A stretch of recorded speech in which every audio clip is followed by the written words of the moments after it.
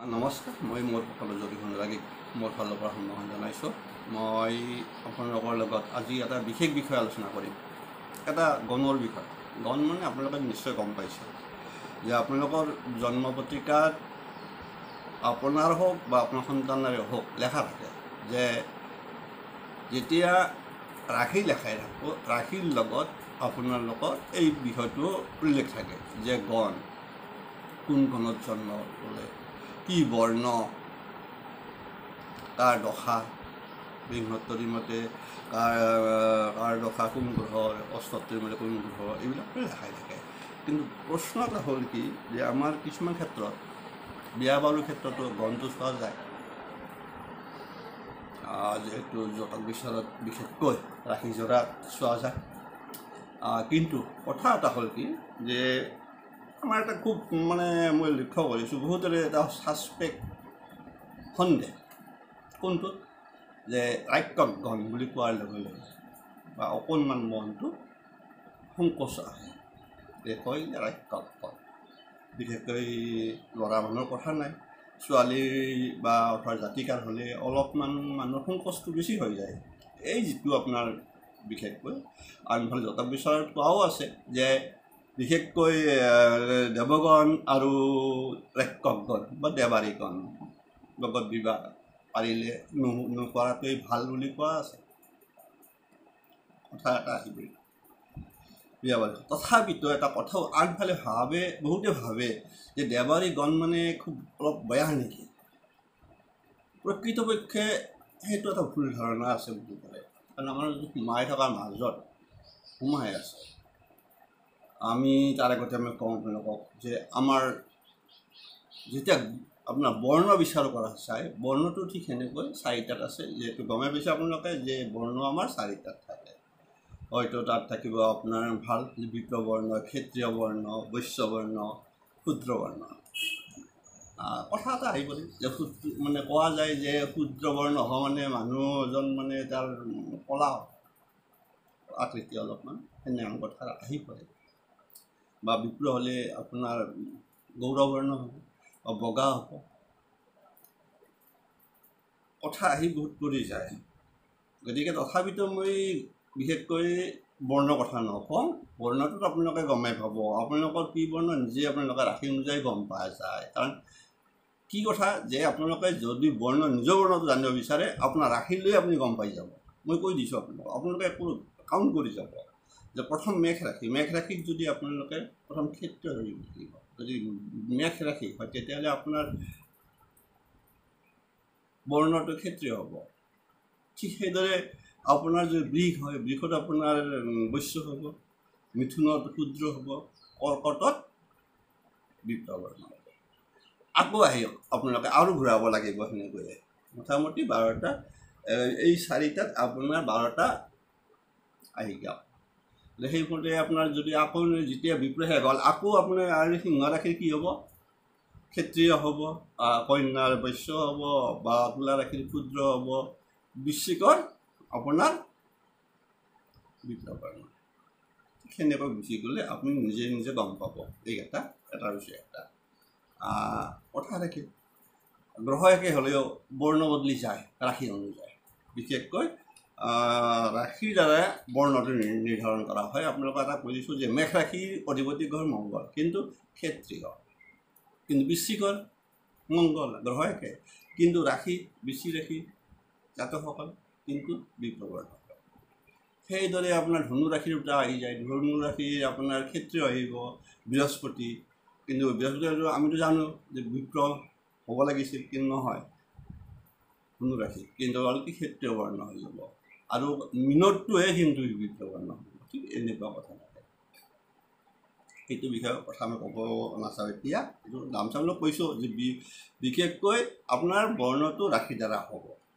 আৰু যেতিয়া গণ বুলি কওঁ, গণটো আপোনালোকে তিনিটা জানে যে এটা দেৱগণ, এটা অৱনন নৰগণ, এটা বিশেষকৈ ৰাক্ষস বা দেৱাৰীগণ।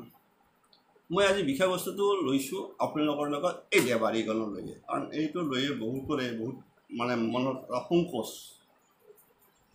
কিন্তু একচুৱেলি এই গণবিলাক হয় কি আপোনাৰ নক্ষত্ৰৰ দ্বাৰা আপোনাৰ চন্দ্ৰ যিটো নক্ষত্ৰত থাকিব সেই নক্ষত্ৰৰ ওপৰত ভিত্তি কৰি আপোনাৰ গণটো নিৰ্ধাৰণ হয়। বিশেষকৈ আপোনাৰ যিহেতু মই বাকীখিনি নকওঁ, এইকেইটা নক্ষত্ৰত যদি আপোনাৰ জন্ম হৈছে তেনেহ'লে আপুনি একক গণ বা দেৱাৰী গণ। সেইকেইটা হ'ল কি আপোনাৰ কৃত্তিকা নক্ষত্ৰ, অশ্লেষা, তাৰপিছত মঘা, চিত্ৰা, বিশাখা, জ্যেষ্ঠা, মূলা, ধনিষ্ঠা আৰু শতভিষা। এইকেইটা নক্ষত্ৰত যদি জন্ম লাভ কৰে সেই জাতকসকল সাধাৰণতে দেৱাৰী গণ বা একক গণ হয়।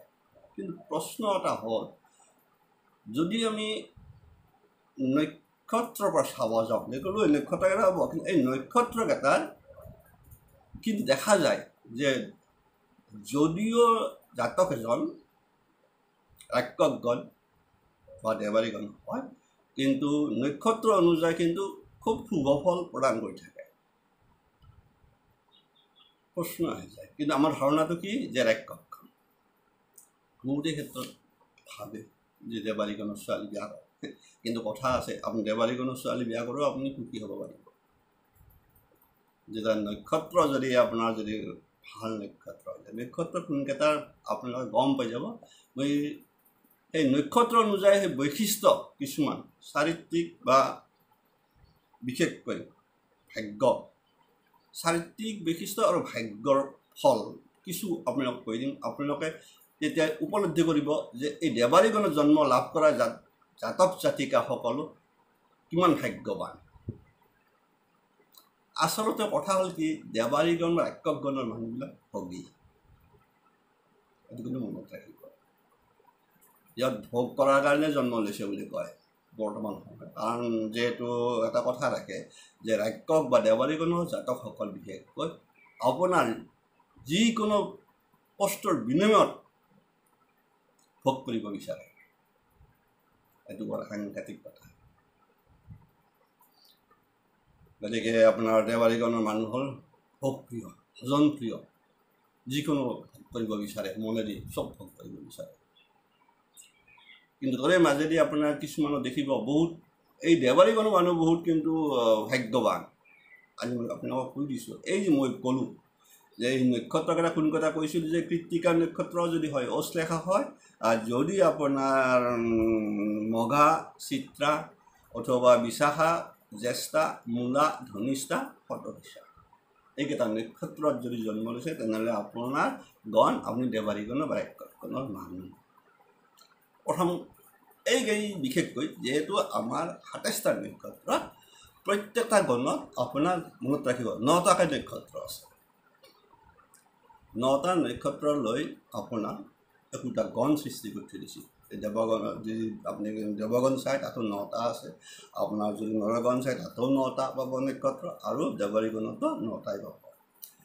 যিহেতু মই বিষয়টো লৈছোঁ যে আপোনালোকৰ এই দেৱাৰী গণৰ বিষয়ে, কাৰণ যিটো মানুহৰ মানসিক এটা ধাৰণা আৰু কিন্তু নক্ষত্ৰ হিচাপে কি কৈ থৈ দিছে যদি আপোনালোকে গম পায়, তেতিয়া বহুত আপোনালোকে মনত ভাবিব পাৰে যে মইতো ভাগ্যৱান। আপোনাৰ মনত থকা যিটো নিচাত্মক ভাৱ, সেই জাতিকাই হওক বা জাতক, আৰু জাতিকাৰো যদি সেই জাতিকাক যদি আপোনালোকে সেই নক্ষত্ৰ দেৱাৰী গণ হ'লে আপোনালোকে যদি বিবাহ বাৰু কৰে, বিশেষকৈ নৰগণৰ মানুহে বিয়া কৰিব পাৰে দেৱাৰী গণৰ ছোৱালী, নৰগণৰ মানুহ, সেইকাৰণে ভাগ্যৱান। এনে কিন্তু আপোনাৰ দেৱাৰী গণ আৰু দেৱগণৰ মাজত বিবাহৰ ক্ষেত্ৰত এনে এটা অনুমোদন কৰোৱা নাই, মই কৈ থৈ দিলোঁ। তথাপিতো কাৰণ আমাৰ কিছুমান কথা আপোনালোকে ভাবে যে আমি কি হৈ গৈছে জানেনে, আপোনালোকক একচুৱেলি কৈছোঁ আমাৰ কিছুমান বিষয়বস্তু আহোঁতে পৰিৱৰ্তন হৈ গৈছে। গৈ আচল কথাটো ক'ৰবাত পৰি থাকে, তাৰ বাহিৰে আমি কিবা এটা বেলেগ ছাইডত লৈ গৈয়ে আছোঁ। সেইকাৰণে কৈছোঁ, গতিকে আমাৰ অৰিজিনেল বিশেষকৈ যেতিয়া আপোনাৰ অৰিজিনেলটো চাব যায়, দেখিব যে নক্ষত্ৰ দেৱাৰীগণৰ নক্ষত্ৰ কি কৈ আছে আপোনাক? প্ৰথম মই আপোনালোকক আহোঁ। প্ৰথমটো কৈছোঁ কৃত্তিকা নক্ষত্ৰ। এইটোৰ অধিপতি কিন্তু আপোনাৰ ৰবি, কৃত্তিকা। আৰু যদি কৃত্তিকা নক্ষত্ৰ হয় তেনেহ'লে কি হয় জাতক? আপোনালোকে প্ৰকৃত সত্যটো কথাটো গম পাব, যেতিয়া গম পাই যাব এতিয়া যে যদিও হয় তেতিয়া কি হয়, সেই জাতক জাতিকা সংস্কাৰমুক্ত হয়। চাব, সংস্কাৰমুক্ত হয়, খাদ্যত বিচাৰ নাথাকে। এইটোৱে কথা, গণটো ৰাক্ষস গণ হ'ল না, গতিকে খাদ্যত বিচাৰ নাথাকে বৰ বেছি, আৰু জাতক লম্পটো হ'ব পাৰে। আনফালে কৈছে কি, সেই জাতক বিখ্যাত আৰু লোকমুগ্ধকৰ চেহেৰা হয়, দেখিলে মানে মানুহৰ আকৰ্ষণীয় ব্যক্তি হয়, বিখ্যাত হয় এইবিলাক ব্যক্তি। আৰু ৰবি মনত ৰাখিব অধিপতি নক্ষত্ৰ যদিও কৃত্তিকা গ্ৰহৰ কিন্তু ৰবি, এইকাৰণে এইটো এই জাতক বিখ্যাতো হ'ব পাৰে আৰু বিশেষকৈ লোকমুগ্ধকৰ হয়, চেহেৰাৰ হয়, আৰু সংস্কাৰমুক্ত হয়। দ্বিতীয়টো ক'লোঁ মই অশ্লেষা। অশ্লেষা নক্ষত্ৰটোৰ অধিপতি গ্ৰহ কিন্তু আপোনাৰ বুধ। চাব, বুধৰ নক্ষত্ৰ বুলি কোৱা হয়। গতিকে এই নক্ষত্ৰত কিন্তু অকণমান কি হয়, জাতক স্বাৰ্থপৰ হয়, অসৎ কৰ্মটো প্ৰবৃত্তি হয়, আসক্তি থাকে, অকৃতজ্ঞ আৰু প্ৰতাৰক হয়। কিন্তু আছিল গুড, হ'ব লাগিছিল ভাল, কিন্তু এইটো নক্ষত্ৰৰ জাতক বা জাতিকাৰ ক্ষেত্ৰতহে অকণমান খেলি মেলি আছে।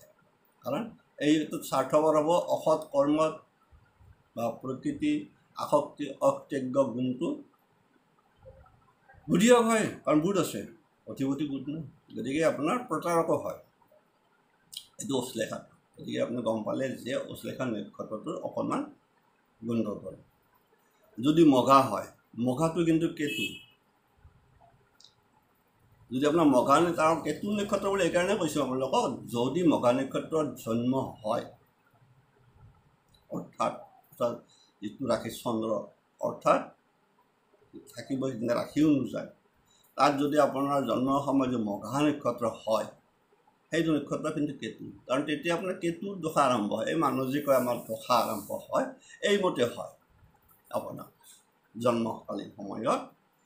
গতিকে মঘা নক্ষত্ৰত যদি আপোনাৰ হয়, তেনেহ'লে সেই জাতক কি হয়, প্ৰভূত বিত্ত আৰু ঐশ্বৰ্যৰ অধিকাৰী হয়। চাব, গণ কিন্তু দেৱাৰী গণ, কিন্তু কি দিছে যে প্ৰভূত বিত্ত ঐশ্বৰ্যৰ অধিকাৰী হয়, দাস দাসী ভোগী দেৱতা গুৰুজনৰ প্ৰতি ভক্তিমান হয়, জীৱনত ক্ষতি লাভ কৰে আৰু প্ৰতিষ্ঠা লাভ কৰে।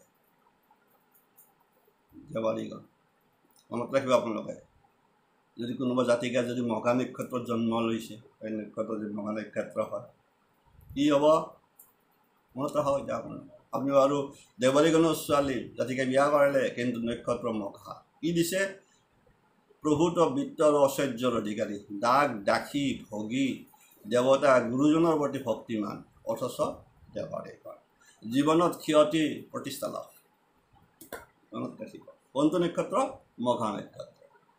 যদি চিত্ৰা হয়, এইটো কিন্তু আপোনাৰ মংগল, অৰ্থাৎ যদি চিত্ৰা নক্ষত্ৰত জন্ম, আপোনাৰ জন্মকালীন যদি চিত্ৰা নক্ষত্ৰত জন্ম লৈছে, তেনেহ'লে আপোনাৰ প্ৰথম মানে দশা আৰম্ভ হ'ব মংগলৰ বৃহস্পতিৰ মতে। আৰু সেই চাব, আৰু তাৰ তথাপিতো যিহেতু চন্দ্ৰৰ ওপৰত ডিপেণ্ড কৰে আৰু বিশেষকৈ আমাৰ ৰাশিৰ ওপৰত ডিপেণ্ড কৰে, গতিকে আপোনালোকৰ কি দিছে যে চিত্ৰা নক্ষত্ৰটো যদি হয় মংগলৰ হ'ব। আৰু কি দিছে যে এই নক্ষত্ৰত কি হয়, জাতক জাতিকা বিচিত্ৰ বিভিন্ন বেশভূষা, কিছুমান আছে না, খুব মানে সাজন কাচন চেঞ্জিং কৰি ভাল পায়, যি কাপোৰ পিন্ধি বিচিত্ৰ বিভিন্ন বেশভূষা, অলংকাৰ প্ৰিয় হয়, সুন্দৰ দৃষ্টি চাৱনি মানুহৰ প্ৰতি চালে তাত আপুনি মানে সেই হ'ব। কিন্তু কথা এটা হ'ল কি, জেদি হয়, আনফালে নীতিপৰায়ণ ধাৰ্মিক গণ কিন্তু দেৱাৰী গণ। মনত ৰাখিব, নক্ষত্ৰ চিত্ৰা নক্ষত্ৰ। এতিয়া গম পালে, এটাই থাকিল অলপ জেদি হ'ব, বাকী একো নাই, অতি সুন্দৰ। যদি নেক্সট আহি গ'ল বিশাখা নক্ষত্ৰ। এইটো নক্ষত্ৰ কাৰ হয়? বৃহস্পতিৰ হয়। মনত ৰাখিব। অৰ্থাৎ বিশাখা নক্ষত্ৰত যদি আপোনাৰ জন্ম হৈছে, আপোনাৰ দশাকাল প্ৰথম বৃহস্পতি আৰম্ভ হ'ব শ্ৰীমতীৰ মতে। আৰু আনফালে ইয়াৰ ফল কি আছে? এই নক্ষত্ৰৰ ফল কি আছে?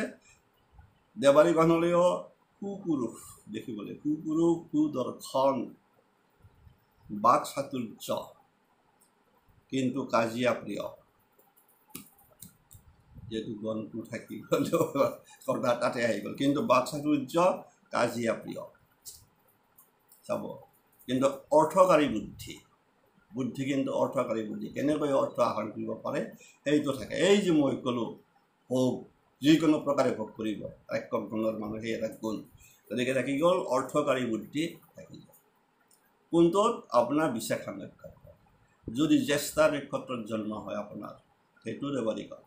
গতিকে সেইটো নক্ষত্ৰ কাৰ হোৱা অধিপতি? বুধ। এই নক্ষত্ৰৰ কিন্তু অধিপতি গ্ৰহ কোন থাকিল? বুধ। গতিকে আপোনাৰ যদি জ্যেষ্ঠাৰ হয়, আপোনাৰ বুধৰ দশা আৰম্ভ হ'ব। কিন্তু কথা হ'ল এইটো ক্ষেত্ৰত, জ্যেষ্ঠাৰ ক্ষেত্ৰত হ'ল কি? বন্ধু কম, অলপতে সন্তুষ্টি। এনে কিন্তু সন্তুষ্টি নাই। কিন্তু যদি আপোনাৰ জ্যেষ্ঠাত হয়, কিন্তু আপোনাৰ অলপতে সেইবিলাক সন্তুষ্টি মনৰ হয়, দাতা হয়। মনত ৰাখিব আপোনালোকে কথা। হঠাৎ খং উঠা ধৰণৰ, এই তৎক্ষণাৎ খং উঠি যায়। গণটো দেখিল না, ৰাক্ষসৰ কাৰণে খংটো হয়, কিন্তু দাতাও হয়। আনফালে কিছু পৰিমাণে মেজাজী হয়, থাকি যায় জ্যেষ্ঠাত। কিন্তু জ্যেষ্ঠা চাব দুটা পল নক্ষত্ৰবোৰৰ, এটা অশ্লেষা। অশ্লেষাটো কিন্তু ভাল নহয়। কিন্তু জ্যেষ্ঠাটোৰ ক্ষেত্ৰত আপোনাৰ অলপতে সন্তুষ্টি, দাতা, দান দক্ষিণা তাত ভাল পায়। কিন্তু বেলেগে বেছি কথা কৈ থাকিলে হঠাৎ খং উঠা কাৰণত কিছু পৰিমাণে মেজাজী হয়। তাৰ পিছত নক্ষত্ৰ থাকিল মূলা। মূলাত থাকিলেও আপোনাৰ জন্ম হ'লে আপোনাৰ দেৱাৰীগণ, এইটো অধিপতি কি হৈছে? কেতু। অৰ্থাৎ মূলাত যদি জন্ম হয়, আপোনাৰ প্ৰথম আৰম্ভ হ'ব কেতু। এই নক্ষত্ৰ দেৱাৰীগণ হ'লেও ইয়াত কি হয়? এই জাতক জাতিকাসকল সাধাৰণতে দাম্ভিক হয়, ধনী হয়, ধনী হ'ব, সুখী হয়, দৃঢ়চিত্ত, দৃঢ়তা থাকে মনত, আৰু ভোগী, ভোগ কৰে। মনত ৰাখিব। কোনটো নক্ষত্ৰ? মূলা নক্ষত্ৰ। যদি কোনোবা জাতক বা জাতিকা মূলা নক্ষত্ৰ জন্ম লৈছে, আপোনালোকে ধনী হ'ব, সুখী হ'ব জীৱনত। আপোনালোকৰ দৃঢ়তাপূৰ্ণ মেণ্টেলিটি, আনফালে ভোগ আপোনালোকৰ জীৱনত আছে। গতিকে দেৱাৰীগণ অৰ্থাৎ ৰাক্ষসগণ মানে যে আপোনালোকে ভয় খাই থাকে, কিন্তু কি কৈছে নক্ষত্ৰ অনুযায়ী কিছু কথা গম পালে। নেক্সট আহিল ধনিষ্ঠা নক্ষত্ৰ। এইটোত যদি আপোনাৰ জন্ম হয়, আপোনাৰ দশাকাল আৰম্ভ হ'ব মংগল, কাৰণ অধিপতি গ্ৰহ মংগল। এই জাতক কি হয়? ধনিষ্ঠাটো হয় কি? জাতক উদাৰ হয়, ধনী হয়, সাহসী হয়, সংগীত প্ৰিয়, অৰ্থ সম্পদৰ প্ৰতি আসক্তি থাকিব। গণ ৰাক্ষসগণ এতিয়া গম পালে আপোনালোকে। এতিয়া আপোনালোকে কোনো ৰাক্ষসগণ বুলি আপোনালোকে ভয় খাব নালাগে, কোনো নাৰ্ভাছ হোৱাৰ প্ৰয়োজন নাই। আপোনাৰ জীৱনত যি মই কৈছোঁ ঠিক সেয়ে হ'ব। গতিকে আসক্তি, অৰ্থ সম্পদ আসক্তি থাকিব। নেক্সট আহিল শতভিষা নক্ষত্ৰ। শতভিষাটো কিন্তু ৰাহুৰ নক্ষত্ৰ, আৰু যদি শতভিষাত জন্ম হয় তেনেহ'লে আপোনাৰ ৰাহুৰ দশা প্ৰথম হয়। ৰাহু দশা কিমান হয়? 18 বছৰ। আৰু চাওক ৰাহু কিন্তু ফল কি দিছে? এই নক্ষত্ৰৰ ফলটো দিছে সত্যবাদী। এই জাতক সত্যবাদী হয়, উদাৰচতা। কিন্তু এটাই বেয়া গুণ হ'ল যে স্ত্ৰী লোকৰ দ্বাৰা নিৰ্যাতিত, স্ত্ৰীৰ পৰা নিৰ্যাতিত হোৱাৰ সম্ভৱ থাকে, শত্ৰুজয় হয়, ৰোমাঞ্চ প্ৰিয়। গতিকে আপোনালোকে এতিয়া গম পালে আমাৰ নক্ষত্ৰ অনুযায়ী যদিও এইকেইটা দেৱাৰীগণ বা ৰাক্ষসগণ হয়, কিন্তু নক্ষত্ৰ অনুযায়ী ফলবিলাক কিমান সুন্দৰ ফল নিৰ্দেশ কৰি আছে। গতিকে আমাৰ মানে মানুহে সাধাৰণতে ভয় খায় যে ৰাক্ষসগণ কিন্তু যি ভোগ কৰিব লগা আছে সি ভোগ কৰিবই আৰু ভোগ এই মুখ্য কথা এই ৰাক্ষসখনৰ মানুহে কৰে ভোগৰ কথা এটা কৰে এটা কথা এটা কৈ দিছোঁ অলপ দীঘল হ'লেও যে মানুহ এজন বহি থাকোঁতে গম পোৱা যায় কিছুমান ক্ষেত্ৰত ক'ত গম পাব আপুনি কোনোবা এখন হোটেলত যদি আপুনি বহি থাকে যদি তাত দেৱগণৰ মানুহ এই চাৰিও পিনে ঘেৰাও কৰি আগে চাই লওক চাফ চিকুণ তাৰপিছতে সোমাব কিন্তু এটা নৰগণৰ মানুহেও চাব চাই পেলাই সি অকণমান চাব কিন্তু টেবুলখন চাফ চিকুণ আছে নে চাব তাৰ ক্ষেত্ৰত আৰু ৰাক্ষসগণৰ মানুহ যদি বহে সি একো নাছে সি বহি যাব আৰু যেতিয়াই আপোনাৰ যি আছে চব খাব মাছ মাংস আদি কৰি চব কোনো চাফ চিকুণ এইবিলাকৰ প্ৰশ্ন নাহে খাব লাগে মানে তৃপ্তিৰে এসাঁজ খাব আৰু গম পাই যাব আপোনাৰ ৰাক্ষসগণৰ মানুহ এইটোহে এটা ডাঙৰ কথা নৰগণৰ মানুহ চাব বিলাসটো চাব কাঁহীখন বেছি চাব কিন্তু দেৱগণৰ মানুহ চব চাব একদম মানে আপোনাৰ নেচাৰ দাইনা বায়া আপোনাৰ ৰান্ধা পালি ক'ত ৰান্ধি কিনকৈ ৰান্ধি থৈছে কিনকৈ ৰান্ধি আছে হোটেলখনত চব নজৰ কৰিব মানুহ চাফ চিকুণটো চাব দৰকাৰ হ'লে পালাং পুলুংকৈ ওলাই গুচি আহিব নৰগণে খাব ৰাক্ষসগণেতো কথা নাই এইটো চব খাব একদম মাছ মাংস যি আছে চব দি খাওঁ এৰিলোঁ কথা কোৱা আছে যেতিখিনি কওক তাৰমানে দেৱালীগণৰ মানুহৰ এটাই কথা যিকোনো প্ৰকাৰে ভোগ কৰিব লাগে আৰু নিজৰ কষ্টৰ দ্বাৰাই হওক যেনেকৈ নহওক নিজৰ প্ৰাপ্য আদায় কৰা এই দেৱালীগণৰ মানুহৰ এটা বিশেষ গুণ থাকে আৰু আপোনালোকে গমেই পালে এতিয়া আজি মই কৈ দিলোঁ যে যি এইকেইটা নক্ষত্ৰই দেৱগণৰ নক্ষত্ৰ আপোনাৰ কোনটোক বেয়া পালে নক্ষত্ৰ প্ৰায়কেইটা একেই দেখোন মাত্ৰ এটা নক্ষত্ৰ অলপ থাকি গ'ল উচ্লেখা নক্ষত্ৰ দেৱালীগণ নৈবা বাকী অত্যন্ত ভাল দেৱালীগণ মানে আপোনালোকক কৈছোঁ মেক্সিমাম ভাল পালোঁ 9টা গ্ৰহ আপুনি মোটামুটি 3টামান নক্ষত্ৰৰে অলপ কোনোবাটোত মেজাজ আছে কোনোবাটোত অলপ খং বেছি সেইটো থাকিবই কিন্তু বাকীখিনি আপোনালোকৰ ভালেই দেখোন গমেই পালে এতিয়া আপোনালোকে যাৰ যি আছে যে আছিল গম পালে এতিয়া যে দেৱালীগণৰ নক্ষত্ৰ কত ফল আৰু আপোনাৰ কেনেকুৱা চাৰিত্ৰিক ভাগ্য ফল এৰিছোঁ সকলোৰে মংগল হওক সুফালে থাকক কিছুমান বিষয়বস্তু জানি থোৱাটো ভাল পুৱা